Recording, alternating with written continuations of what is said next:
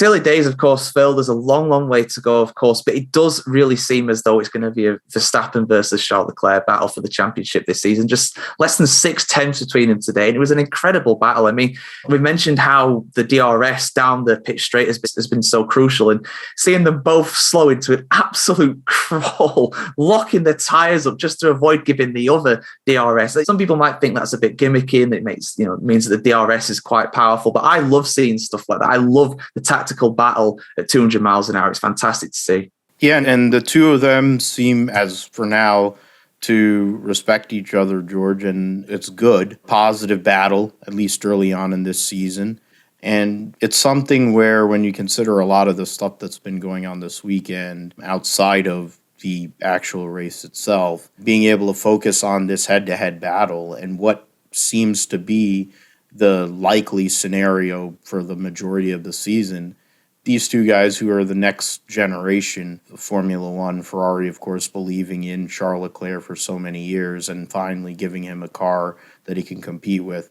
And, of course, the defending world champion in Verstappen, who is the guy there and is going to be the guy there for the long term. It's positive to see you also have Sainz, who's just a little bit behind, but is trying to bring himself up there, and Perez, who had the pace today or had the pace yesterday, didn't turn out so well with how everything landed cautions-wise. But it's a two-team battle, seemingly what it's been for many years. But it's Ferrari instead of Mercedes. And it's something that we'll be able to look forward to, I think, as we go along. I mean, I don't really foresee much of an adjustment for a while. It may be probably May before we see any real challenge on the Mercedes side, unless they are able to do something within the cost cap and adjustments. So it's going to be a battle between these two guys.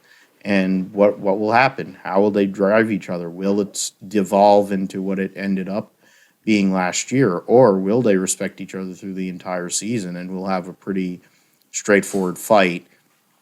As it stands, Leclerc, of course, has the points lead by 17 or 18. I didn't get to look at the points. But we're only 2 races into a 23-race season. Of course, we were talking about engine situation and the fuel and probably grid penalties that are going to be coming up. But as it stands right now, we're not at that point yet. So let's let it lie and see how everything goes. But it's cool to see a good battle amongst the two drivers that I guess are the two top drivers right now in Formula One.